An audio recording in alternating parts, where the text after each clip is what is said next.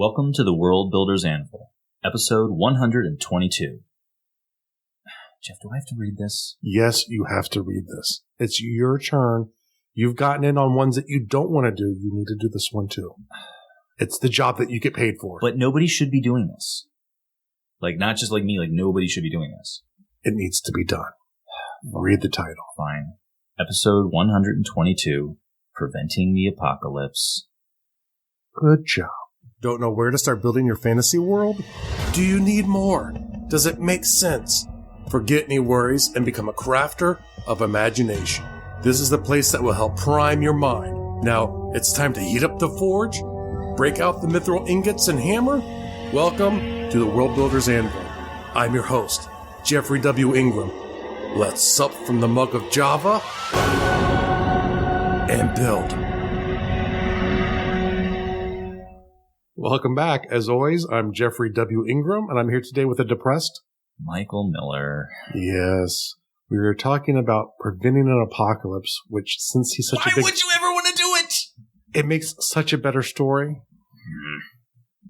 Not really. I'm with you. I guess don't really do this.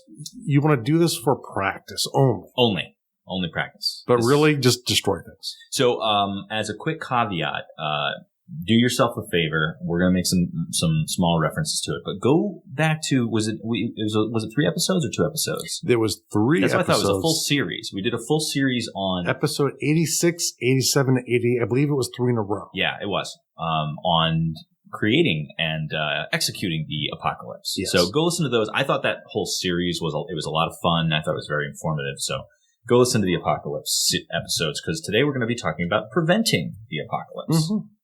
And one of the reasons why you really want to do this is there is actually a lot of fiction out there based around preventing an apocalypse. It's very popular these days. You notice that... can you think of any recent movies that have prevented an apocalypse? From recent movies? I'm trying to think.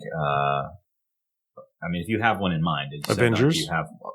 Let's see now the superhero one. Yeah, well, okay. Well, but think about it, and there's consequences that ripple throughout the universe. That Man of Steel, because they were trying, trying to terraform the planet at the end. Yeah. So I don't know if I was still awake at that point, but yeah. You probably won't still be awake at Batman, Superman either. So you were talking about why prevent the apocalypse? Yeah. Basically, just that they make great stories. Yeah, because you get a lot of the great tension, and if you do it well, you could really go either way, because I think we missed that part of most apocalypse stories, which is the point of which it happens. You've had really what we call a near apocalypse, where most of humanity is wiped out. We talked about this back in those other episodes, but our definition for a fictional purpose of an apocalypse story, because the word apocalypse straight says that it's the end of the world, and if the world ended, there'd be no people to tell the story, and subsequently your story would be moot because there'd be no one to tell it. So all of our apocalypse references, we mean near.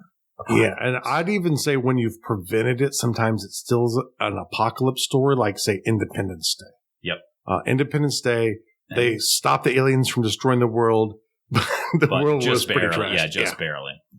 When you think of preventing an apocalypse, what we're really talking about is some extreme event could happen. And I'm going to quickly go over some of the more common types of scenarios from episode 86. Basically the ones that we talked about. There will be a link to all 3 of the apocalypse episodes in here too, because we would prefer you do those.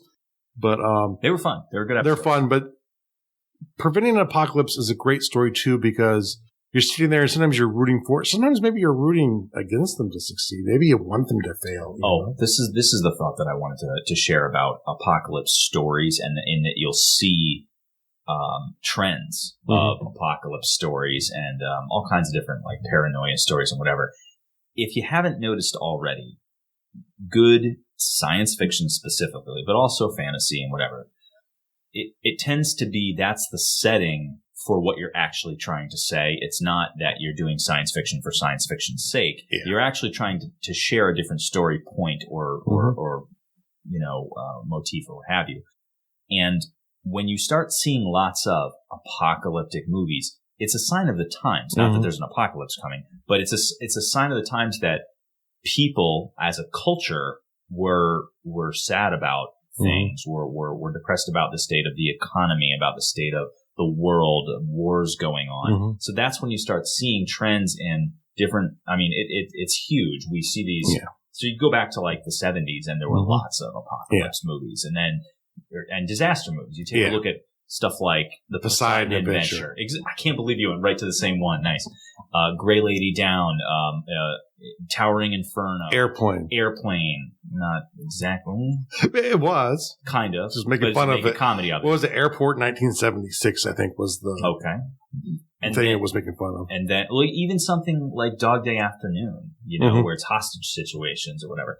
Then you fast forward, you get up into the Armageddons, the Deep Impacts, Volcano, earthquake movies, Sharknado, of course. Yeah. Which is probably one of the more important ones. Yeah. All the zombie apocalypse stuff. Right, all the zombie apocalypse stuff. But I think Outbreak was just one mutation away. Yeah. From being full blown. Yeah. Okay. But Mike actually unwittingly, because he could have done it on purpose, reached a very important point. And one of the good reasons to know how to prevent an apocalypse is you can abstract it down to smaller things. When you're on a ship called the Poseidon and it's getting ready to go under, or the Titanic, if you can stop that, that's a great story. And it's the same feel, the same themes. Your world is very narrow in those stories. If you, the writer, or you, the character? Yeah, you, the writer. For the character, at the moment you're on the ship that's about to hit the iceberg, your world is that ship. And it's really an apocalypse story. We call them a disaster because to an outside viewer, it's not. But you can treat disasters exactly the same as you can treat apocalypse stories. Well, yeah, because you're going from the perspective of the character, and it's like, if I am going to die as well as everything around me, then the whole world will die with me. It might as well be an apocalypse, That's why I always say, if you keep annoying me, I will shut my eyes and destroy the world. Please don't do that. Do it. And I haven't blinked in years because of this, because I know I'm that powerful. You're very kind for not blinking. For years. I thank you. So, you were prefacing it, but I'm going to just jump right into it. Jeff was about to go down the list of the different types of apocalypse that we discussed in the Apocalypse series. You just want me to barrel through them quickly? Yeah. Okay. So there's ecological, there's impact or disaster. Ecological would be like, you want to give a quick example just so they know what. Quick example would be a tidal wave. Tidal wave. Okay.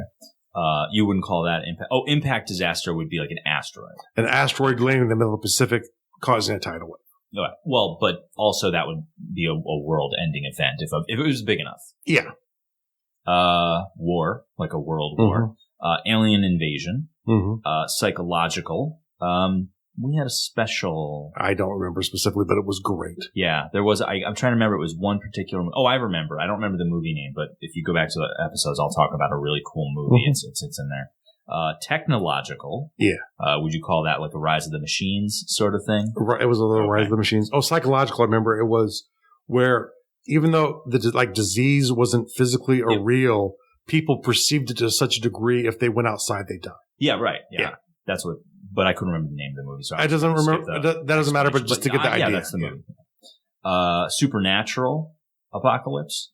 Trying to think if we had an example. We were talking about zombie movies for essentially the last. Yeah, that would be a supernatural apocalypse. I was talking about for the last two. You consider zombies supernatural. I don't know why. No, very real. No, they're real. Yeah. No, they're not real. They're not real. They're caused from diseases. We all know that, which is the last one. Disease. But it could also outbreak. It could also be what's that great game? A breakout, is that what it's called? The game where the disease is the game and the players try and work together to stop the disease. Yeah. I can't remember the name of it. I apologize. Outbreak, maybe? Outbreak. Breakout, which was kind of an Arkanoid style game from the 80s. Yeah, no, it definitely wasn't that. I don't think it was that. Yeah, no. I'll make my Mike write it down and we'll put it in the show notes. I'll get right on that. It's a game? Yeah. Pandemic. Oh. Yeah. I was about to say, you're not talking about Pandemic, are you? Yeah. I have Pandemic. Have you've played it? Yeah. Okay. Tough game. It's a game that you would like. It lends itself right to your. And you and I would do good at that game because we're both so strategic. But you might not be able to because sometimes the disease just. That's why I like the game is no matter how smart you are, it's a hard game because it's depending on how it happens, Yeah. If it gets to a certain point, you're doomed. Yeah. And actually, I have a Android game that's kind of fun. I think it's called Plague Inc., which is actually the opposite where you play the disease. But that would lend more towards the earlier episodes. Right.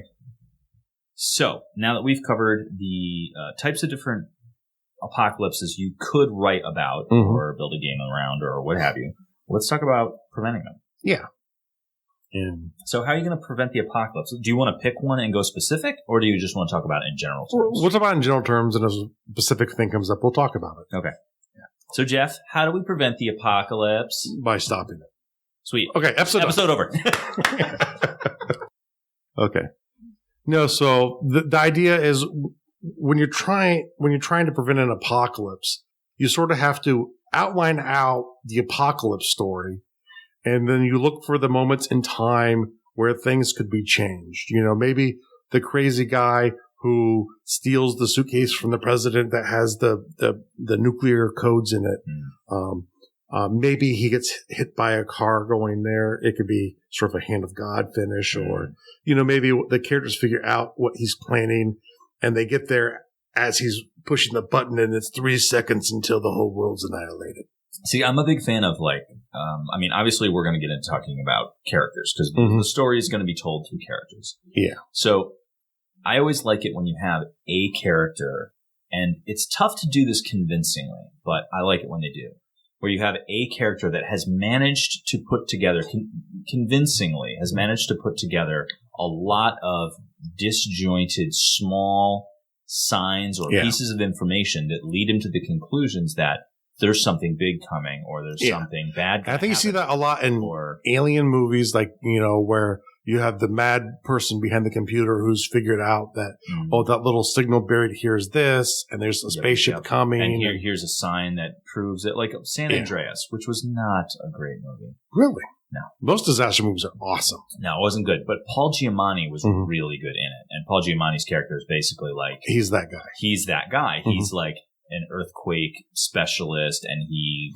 puts 2 and 2 together and is like, listen, this isn't over. This is just beginning. And, and I like that character. In some cases, it's fun for that character to be the everyman. So that way they're more relatable to your avatar. They're usually not. They're usually a different archetype. They're the Scooby-Doo, you're doomed type. Or they're an expert in the field that is just what I like to call a mechanical piece of the story. Like, it's a character, but you're using that character to drive your main characters to the conclusions they couldn't come to because they're not an earthquake expert or a nuclear missile stopper, or they can't do those things. So you use another character. My name is Old Man Smithers, and if you go there, you're at the center of the volcano.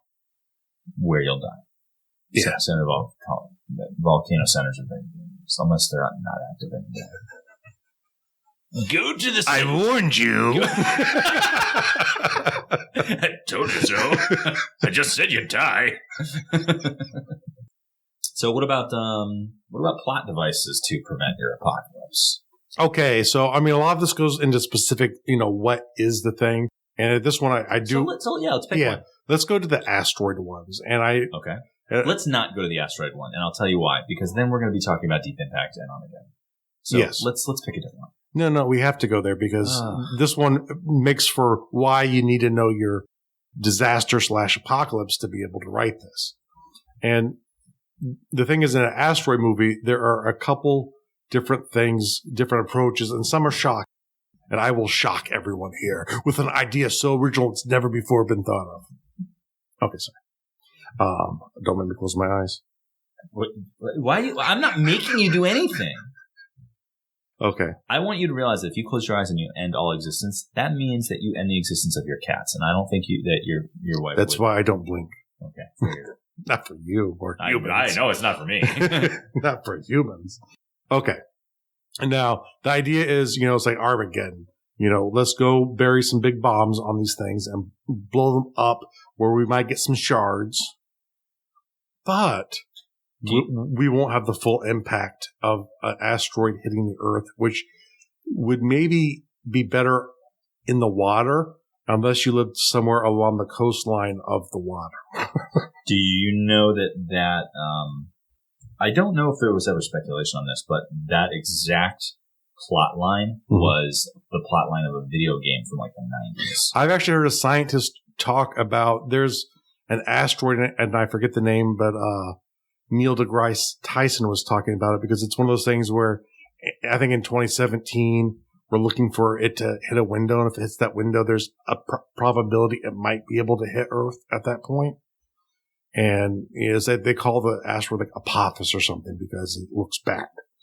And but there's one out there that it's very hard to do the math in space, but they'll have a pretty good idea when it gets to the certain point in space because it'll be close enough to something else that they'll understand its trajectory closer to see if it'll be a close miss or a possible impact. But under one of the theories of the projection is it will impact in the middle of the Pacific Ocean, and which sounds like, at least it missed the land. No. And in a way, there's less dust kicked up, so the atmosphere isn't blinked out. So maybe, but the problem is, and the way he described it was, what happens is when it impacts, you obviously get a huge tidal wave. Yeah. But beyond that, what you also get is a giant column of water that shoots up where it impacted, which will then collapse back into the ocean, causing another tidal wave. Right. And then that will come up not quite as far and then impact back down. And then so when you get these series of tidal waves everywhere in the Pacific, when they slam into the coast, they'll go and land, cause destruction. When they're done, they wash back out to sea. So then the next tidal wave hits, but now it has shrapnel in it. And it then impacts does even more damage and pulls out more shrapnel into the sea for the next tidal wave to come in and impact again and draw more stuff out. So it would be devastating for the Pacific Rim for that to happen. And you heard this from what quack? Neil deGrasse Diamond Head. Neil Diamond. So Neil Diamond says an asteroid's coming. Neil deGrasse Tyson. Yeah. One of the smartest men on the planet. In comparison to us, which anyone smarter than us is really smart. Yeah, pretty much.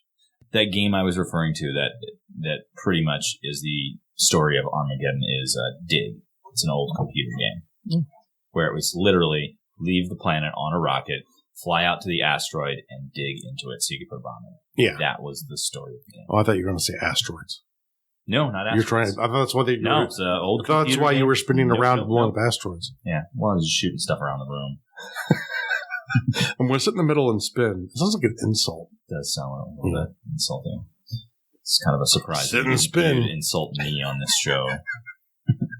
Okay, so you want to talk about a deep impact prevention method? Yeah. Okay. And you know, the thing is, when you get into those scenarios, you look at the devices that are capable of doing it. Now, Mike's first proposal, plot devices or mechanical devices? It could be plot devices or mechanical. Okay. Like a comet could hit the Earth from the other side, and then you have some humor, but it's not destroyed by the asteroid. Oh, wait, that would destroy it. So that would be an apocalypse preventing an apocalypse. That would be an apocalypse story. Or apocalypse. Would you say apocalypses? Apocalypse. It's never lupus. Apocalypse. It's never lupus. You got me there. Okay. Loop is out. Loop is out. Loop is out? It has to be. We'll use that word from now. Loop is out? Loop is out. So if we say loop is out, we're talking about multiple apocalypses. I might fall back on apocalypse, though. I still think that's an appropriate pluralization of apocalypse. But see, plot devices. Lupusal is actually preventing them. Because it's never never lupus. And now, one of the things, so it's like the idea of, it seems plausible in my puny little brain that a nuclear bomb could fragment a giant asteroid, and then its shards could go off. And if you do it at the proper timing, since there's very little friction in space, you could, in theory, have something on a dead center course, splinter, and you get fragments from it, but major pieces fly out. Yeah, deviate. And, but if you miss the time window, then obviously it gets worse. And, well, you got one a quarter of the size going to hit the planet, which would be better, but that would be a prevention of an apocalyptic world-ending event. I'm sure the dinosaurs would have preferred a smaller asteroid. Or none at all. Could we call it a meteor? Can we send a couple T-Rex up there to break up this? I want that movie. I want a movie where T-Rex get on the dinosaur rocket, fly out into space, and they break up the asteroid. Or could you imagine, like, you're sitting there and go, oh, look at the shooting star. That's really big. Well, Good Dinosaur, it's basically this Disney story about how the asteroid missed. So, like, oh, that's the one with the human and the dinosaur? Right. So I've not seen it, but it looks interesting. All the dinosaurs are grazing, and then you just see this flash across the night sky, and then they all look up, like, what was that? And then they go back to grazing. It's like it really could have just have easily been that. It's like, space-wise, you think about how big everything is. We've had near misses. Oh, yeah. So it's kind of we've recently just had what scientists would call a near miss, which to people who aren't scientists, you're like, that's really far away. But in the scope of space, it's something just beyond the reach of the moon is really, really close. Well, I want to say it was... Or there's getting a big one's about to happen. There's a comet splitting or two comets that are coming close. I want to say that it was in the 90s, which is why that's why we got the Armageddon and the Deep Impact movies, because we had something cruise by us closer than the moon. And they found out about it after the fact. Like, it flew by and we didn't know it, but we discovered the signs of it after the fact. I'd have to look up that story to verify it, but I remember hearing about that. Yeah. And that is what then prompted Hollywood to make those movies. And one of the big things we work with here in the Worldbuilders Anvil is if it sounds like it's good news, it's good news. It's a news story that's real because it sounds good. Mm-hmm. Works for me. So how would you prevent this meteor? Well, that's the logical one. I want to talk about illogical ones. Illogical meteors, or illogical ways to stop it. Illogical ways to stop it. Because the important part is finding the correct device. Something that it doesn't have to be technically correct. It needs to be correct. It goes back to the whole idea that people's ideas aren't necessarily correct in general. Mm-hmm. So if you do something that's completely correct, it might seem implausible, which is where you get the whole idea of fact is stranger than fiction, because, there's some stories that you could tell that have happened that people are like, no. Yeah. No. And I forget what movie it was with the bodybuilders, I think in Miami, who were on the killing spree. Yeah. And they were really dumb, but they were vicious. And throughout the movie, they would stop and they're like, this is based on real events. And then the movie would break the fourth wall, and it was doing it partially to kind of make light of these really deranged guys doing stuff. But it was one of those things where you would have, if you watched the story straight through and you didn't know that it was, based on real life events, you're like, no, this plot is so just, no, never. But that's the reason why when you do fiction, you're looking for something that is believable to the readers, to the avatars, not to science. And if your avatars are scientists, it would probably be realistic. However, there are other things that you can come up with that aren't realistic. Like if I would send Michael into space, but instead of a nuclear bomb, I gave him a big feathered pillow. I'll beat that asteroid. And he just would wallop the asteroid smash that way. Deviate its trajectory. I'd be hitting it so hard. If the pillow's large enough, we could actually whack it and it wouldn't fragment like with the bomb. It would just deviate its course. I would sing to the moon and lull the moon into the trajectory path of the asteroid and then use the pillow to bounce it off the moon, thus evading Earth. That's exactly how I would do it. Yes. Yeah. And I find that perfectly realistic. Yeah. And since I'm an idiot, it's fine, but I was the avatar for that story. The thing to keep in mind is, you need to know enough about how the disaster would happen to come up with devices that could potentially stop it. A giant space cannon people might buy into, like you're struggling to get a Rocky Jet. I have no idea what you're talking about. It was a movie where their job was they would go to this government facility and they would sit down and basically play asteroids, and they would blast way out into space. Okay. Asteroids that were coming at the Earth. It was with the chick from was it the Guild? Oh, okay. I think I remember seeing a commercial for it when I was watching the Guild. Whose name am I forgetting? She does podcasts and she's big in pop culture and she's not Nerdist. She is. She's not. I think she was on Nerdist for a little while, like one of their channels. Geek and Sundry. Geek and Sundry is her channel. They came out at the same time. Yeah, and she's been on stuff with them. Oh my goodness, what is her name? Felicia Day. Thank you, Felicia Day. Felicia Day was in that. The faster way would have been for me to just go to IMDb and look up Rock Jocks, and then it would have given me her name, as opposed to. But the thing that killed me is I knew who it was. Yeah. And then I was just being bothered, but I couldn't remember it. So yeah, in that one, it's kind of realistic, but it's also very implausible. You got these people who are sitting around with basically giant laser cannons. That's their job. And that's their job. It's so common of a problem that you need a person whose job it is. They had like 4 or 5 people doing it. Yeah, it's very funny. Good cast. Yeah.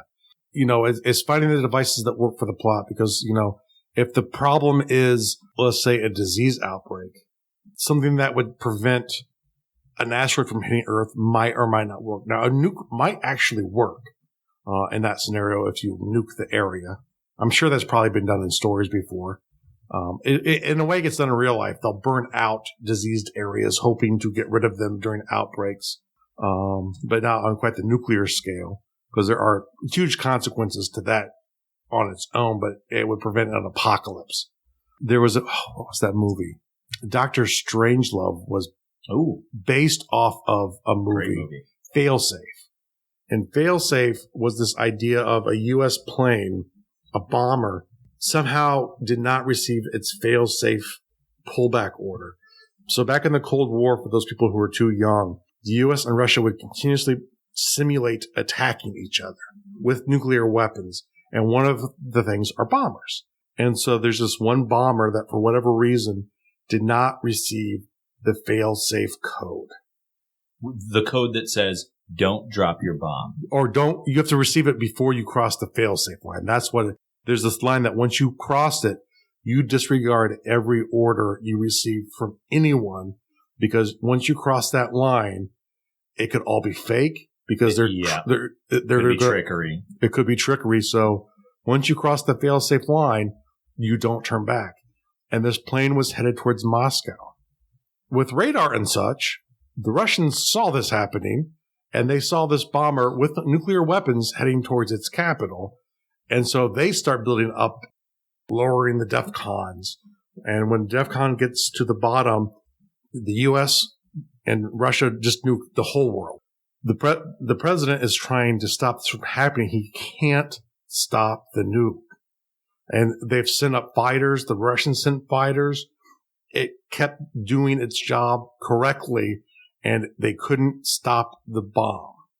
So they know at some point a nuclear bomb is going to drop on the capital of the Soviet Union. Are you going to ruin it? Ruin it? Yes. Don't. No, because they re-released Failsafe in 2000 as a live. It can't possibly be good. It was really good. I watched it. I watched it.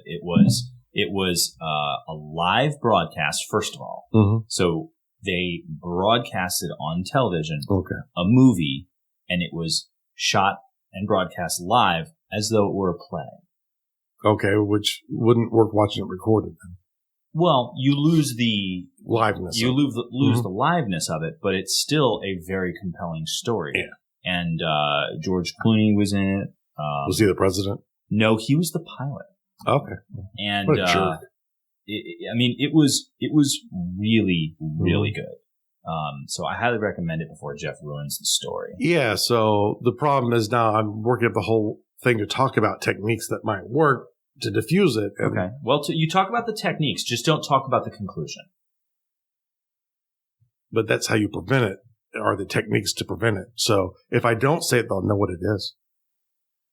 Then use your discretion. You choose what you're going to choose, and I'll back you either way. Okay. So just go watch Failsafe. Either way, it's a good movie. So go watch Failsafe either way.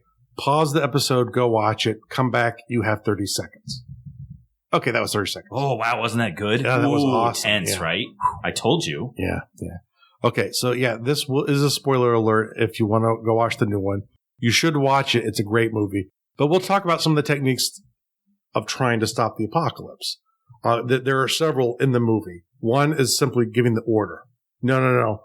We know it's 2 seconds late. But stop dropping the bomb. Don't drop the bomb. That's right. Don't drop the bomb. Don't do it. We're going to have your family talking to you as you're flying. This is not a trick. Begging you. This is not a trick. We found your daughter and your wife. They're right here. And if you don't stop, the whole world, your kids, your family will be dead. And he's flying towards it, but this pilot is sticking true to his guns. None of that works. And to me, I wouldn't be a good nuclear bomber. He's been given training. Actually, you know what? There's another movie that touches on this exact subject on a smaller scale. I'll look up the name of it. Mm-hmm. But it's about a drone pilot, and that they have to drop a missile that's going to detonate basically a yard. It's going to destroy a building, and they have confirmation. They have visual confirmation, like video confirmation. So this is going to end. Should you? Yes, there's video confirmation that they're, and I'm not saying anything that's not in the trailer. All this is in the trailer for the movie. That there are bomb making materials. There are terrorists in there, like they're going to make explosive vests. They've got all the material to make some really serious explosive vests. And they have visual confirmation on like a terrorist that they're after. Like the high value target. A high value target, exactly. So they've got a drone in the air, and it's like they want to drop a missile down from this drone and just take out this site, and it'll blow up the whole piece of property. And then they see that there's a child playing on the property. And it becomes, the same kind of psychological torture, exactly. And the great thing was, and that's why these work in smaller scales. Because for everyone involved in that moment, that's the moment that matters. And to them, that's the world. But going back to Failsafe is they try all these like tricks that, okay, it's a little late, but just stop. And then we're going to get your family. We're going to threaten. We'll try to hit every emotion to break the training to stop the pilot. None of it worked.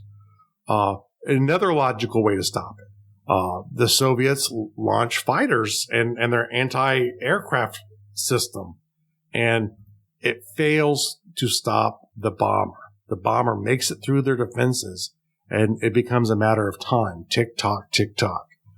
Well, you could cheesily end it by saying, "Oh, well, you didn't have the proper amount of fuel because we didn't think it was real, and you plant short of Moscow by 20 feet." 20 feet would prevent it. Well, the bomb or the plane. Well, the plane, and if it doesn't drop it might not explode in the nuclear way. Now, that's not a plausible finish, but it's one that could be used. That's the device, the hand of God sort of steps in and goes, no. A meteor comes to the window, kills the pilot, and they don't drop the bomb. Yeah, meteors and the other movie, the one with the drone, is called Eye in the Sky. It's a much newer film. I don't think I think I've just recently heard of that. Yeah. Helen Mirren and Alan Rickman are in it, as well as the guy who played Jesse from whatchamacallit, Breaking Bad. Yeah, Aaron Paul. Aaron Paul's in it. One of the problems is in this time is they know as soon as that bomb drops, Russia lets loose their full arsenal in retaliation, in which case the U.S. is going to release their full arsenal in retaliation. And since you've just watched the movie, you already know all of this. Yes, which I did give a spoiler alert, and I gave him 30 seconds to watch it. I know, I think that's And by fair. 30, it was like 3. Almost. Fine. I wonder, because you've seen the original, I assume? Yes. Brilliant. Keep going. I want to know if the original ends the same way as the remake. And so now the problem is he needs to prevent the apocalypse from happening to get them to accept that the most important primate city of the Soviet Union gets nuked, that they don't release their full arsenal. That's the only thing that he has left. And by he, you're talking about the President of the United States. And the President of the United States, in the version that I watched, he is speaking with the Russian leader. I don't know who they use. I think at first it was like ambassadors, but at this point it's like they're on the phone and he's like begging them. Right. So literally begging. So they're literally, you've got the men who are in charge of potential world, certainly countrywide destruction, talking to each other to try to figure out this problem that has fallen into place that they can't undo, they can only come up with a good solution for it. Yeah. So, and it being the Cold War, communication and understanding is not great. The physical lines themselves aren't great, but the level of distrust between the Soviets and their side versus the U.S. and our side was immense. I mean, there were situations like where we almost went to nuclear war with Russia during the 50s. And even early 60s even, where it came very close on at least one occasion that I know of. Well, correct me if I'm wrong. Isn't War Games based on a real event that almost occurred, where they had stuff that was activating that they didn't mean to activate? But because of anywhere on that level. No, I know it wasn't anywhere near on that level, but isn't that there was some malfunctioning in computer equipment, right? Yeah, but yeah, I mean that was one that was based on true, but in a very broad. Of course, I know that they made it. We're activating the entire arsenal, and it was only like one or two missiles or something like that. And I don't think it was even they would have necessarily even armed. I think they just armed inappropriately. I think that's what happened. But so you've got the two presidents on the phone. And they're sitting there, and he's begging them. He's like, I know that's your response, but you know what our response to your response is going to be. It will destroy the world. And so they finally came up with the basic solution to do it. The U.S. had to drop a secondary nuclear weapon on New York City. And the thing that made it even worse was the president's wife was there doing first lady types of activities in the thing. And he could not warn his wife. So his wife and I believe like young daughter, are sort of walking through, and sort of the end of the movie is sort of images flashing of everyday life. And then I think the movie just ended abruptly. So to prevent a worldwide apocalypse, he accidentally released a nuclear weapon on foreign soil of an enemy that we were very tenuously in communications with, trying to not go to war. And to prevent that, he dropped another nuke on an American city. And it was the equivalent city, which at the time, us even. Yeah. And it had to be New York. They didn't want D.C. because at the time, D.C. was much smaller than it is today. And New York probably still is probably the most important city in the U.S. D.C. is maybe equivalent at this point, but definitely back then it was not. That is a great story of tension. I think it's Houston is actually incredibly important. I don't think it's Houston, which is the one that's on the coast. Houston. That's what I thought. Houston is actually super important, way more important than anybody gives it credit for, because I want to say it's responsible for like 1/3 of the shipping that comes in to the country or something like that. It is. I believe the second most active harbor. Yeah, it's like outside of New York. I thought the thing that I read might have passed it up. Said that it passed New York at this point, because for a long time people don't realize the biggest, most important city in the U.S. was New Orleans, because it was the gateway of almost all of the traffic into the U.S. for a long time was in New Orleans. New York was a relatively remote town and not very important at the point, because the ships were. The way the currents work is it was easier to go down into the Caribbean and come up than it was to cut across the current to come to New York. So you just would follow the current down. It was easier to deliver goods that way. They could stop using the Caribbean to resupply and stuff like that as well too. So, So New York passed it up a long time ago. I believe after the Civil War though. It was not as recent as people think, or around the Civil War era. And Houston is close, or maybe even bigger now than New York. And then of course there's on the West Coast. I'm not sure what the big shipping city is now. Yeah, you would think L.A., but I don't know. L.A. comes to mind. I would think that L.A. I mean, you figure there's a big natural harbor in Seattle. Yeah, Portland. I don't know if I know there's a port obviously in Portland, but I know like Seattle has a huge natural port in that whole area there. So I think that gets a lot. Maybe because of the three of them, none of them kind of rise to the same level as some of the East Coast or South Coast, which is really where Houston is. But, so the thing is, and if you change a few of the dynamics in your plot for it to unravel, maybe it's the kid that finally stops him. Hearing his daughter's voice please, daddy, don't do this, daddy. Maybe that could have very easily stopped it. Even for a trained soldier, that's a painful moment. I remember watching it thinking, oh my gosh, he's got to stop. So I don't have kids, but that might have stopped me. I don't even have a daughter and I'm stopping. But I mean, it's real humans. Who is this girl you got talking to me? you know I'm not married, right? But yeah, so you can change the elements to make it the kid. Or maybe the Soviets stop it, but they still want payment. I mean, you still have to do something bad. Yeah. But maybe not quite as bad to yourself now. But, the simple fact is, know your story. For them to work, you usually need multiple shots. There's a couple different ideas. One of them will finally work. But it's the failure of the previous plots which build tension. Because preventing the apocalypse should be very tense. And I like the idea of writing, starting off apocalyptical stories, telling that story, but it's like just the last one doesn't quite work. It's like, oh, wait, I'm looking across the room and there's just 3 seconds left on the bomb. I trip along the way. And that's what causes nuclear Armageddon. MacGyver ran out of bubble gum. There is, and I believe both seasons are on Netflix. There's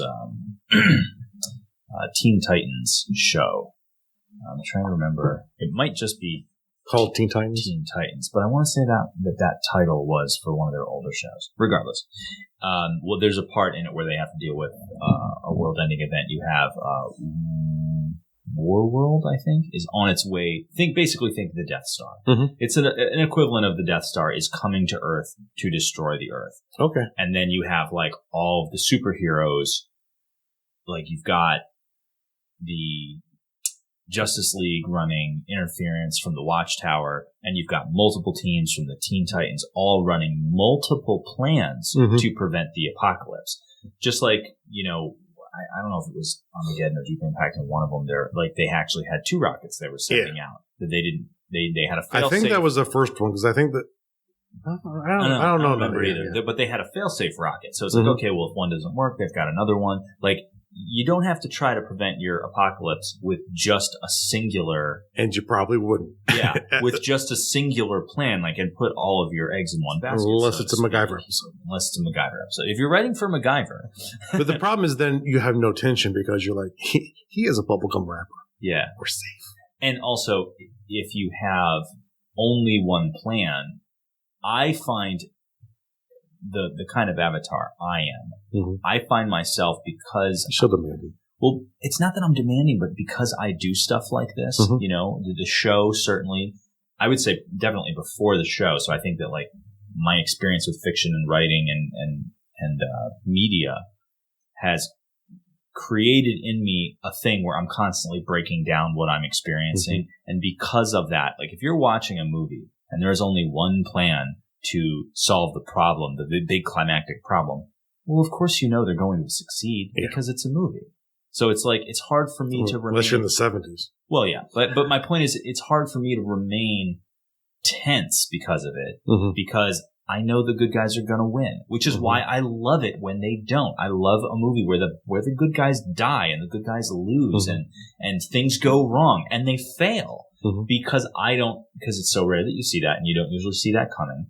But that's also why I like to see multiple plans, because I think you're going to add more tension with that, because you're going to be like, well, which plan's going to work and which one's going to fail? And if one's going to fail, are all the people involved with that plan going to die? Which I think also adds tension and creates it pulls you in deeper. If it's just one team of mismatched experts that we're going to put on this spaceship to send out, and they're going to win. Independence. Yeah. Core. The movie Core? No. They go inside the Earth because the Earth's core is super cooling, and they have to take a bunch of nuclear bombs into the center of the world to kickstart the world. We would be screwed. Yeah, it's totally it's kind of dumb, but my point is that's the type of thing. If you're watching that movie, of course they're going to succeed because there's only one plan, and we've only been following one team of people the entire time. The only question is who's not going to make it. Yeah, because someone will die. They have to. Otherwise, it's just... And when it's not Star Trek, it's not so obvious all the time. Yeah. Okay. Now, and the last thing to really keep in mind here is it's important after the climax happens and you've prevented the event is there are consequences to the prevention of it. Mm-hmm. And it's good to go into that because it sort of helps wind down the reader and get you, to the finish line for the story. But it also, it shows that, when the stakes are that high, even winning sucks. It was kind of like I alluded to it earlier with Independence Day, where I say it was still apocalyptical, because they pretty much still destroyed the world. They just didn't take it over. Woohoo! Yay! Yeah. Well, I mean, I'm immediately reminded of 2012 and Deep Impact because you had massive tidal waves that covered good chunks of countryside. Yeah, because I believe in Deep Impact, that was the one where part of it, they did it a second too late and part of it still smacked Earth. A big chunk of it hit Earth, and what it did was it basically created, it was going to create and did create a tidal wave that was going to cover like huge chunks of land to the point where there was no way they'd be able to evacuate everybody. Yeah. There's no way tons of people were going to make it. They needed to get to this like safe place that they had made, and there was like a lottery to be there. Okay. Go there. Same thing with 2012. With 2012, there was so much water all over the place. The only way to survive was to get on these gigantic arcs that they had built. Well, okay, fine. So you saved a bunch of people, but that still ruined massive chunks of the world. And that's a consequence the movie doesn't deal with. But the book you write you might have to talk about like your prevention, your apocalypse prevention tale might only be half the story. Yeah. Act 3 might be all the recovery and dealing with, how to, take the world back, essentially. Or at least, or you at least should spend some time to say, okay, to help flesh out some of those areas for your reader. Maybe not all of them. Maybe those become a subsequent novel, but enough to let them know that it really was averted, because the problem is like 2012. Yeah, we're on the arc. Oh, we all die anyway tomorrow. Yeah. So we made it through the event, but we didn't plan far enough. 2012 too. Does anyone have the boat's leaking? Does someone have a can of soup? No food? Does anyone think of food? Or, hey, should the water be coming in the bottom of this thing? Which did happen in the movie. So, the thing to keep in mind is there are always costs. And we talk on this show a lot about what I call naturalistic framework worlds, which are worlds you're going to continually use. The consequences ripple throughout the societies. They affect the cultures. So if you play something beyond that period of time, something that was involved in the cost, it will affect the cultures that survive. It will affect the states that are there. What is the Worldbuilder's task of the day? You write an apocalyptic prevention tale. Yeah, and then just make a draft form and get rid of it. And wow, say that slower. I don't even know what you said. Then just write a draft of it and get rid of it, but give us the apocalyptical version. Wow, that was sort of BS. It's brief. That's fine. Write an apocalypse story, but have a prevention tale for it. Yeah. Real world task of the day. Spring cleaning. Get the house and yard ready, because it's getting time to start enjoying weather once again. But I purposefully wrote spring cleaning in preparation for the enjoyment of the season's forthcoming rebirth. Since we were talking about apocalypse, I thought the rebirth reference would be fun. Yeah, I completely agree with that. I noticed you did. You got a tease for next episode? Yes, and the tease for next episode is why you should turn your part-time writing or your part-time nerdness, whatever it is, into a business. And as always, make sure to go to gardul.com. That's GARDUL.com for the show notes. It'll be under podcasting, Worldbuilder's Anvil. That's a great place to get all of the information from the episode that you've just listened to, and to see all the resources that we've talked about in this episode. Thanks for joining us this episode of the Worldbuilder's Anvil. Please be sure to rate and review us in iTunes, and please help get the word out to your friends about our show. And join me, Jeffrey W. Ingram at Gardul.com, to see the progress of my world and learn why I made the choices I did. And please contact me and let me know the topics you would love to hear in the future. Now strike while the myth rolls high.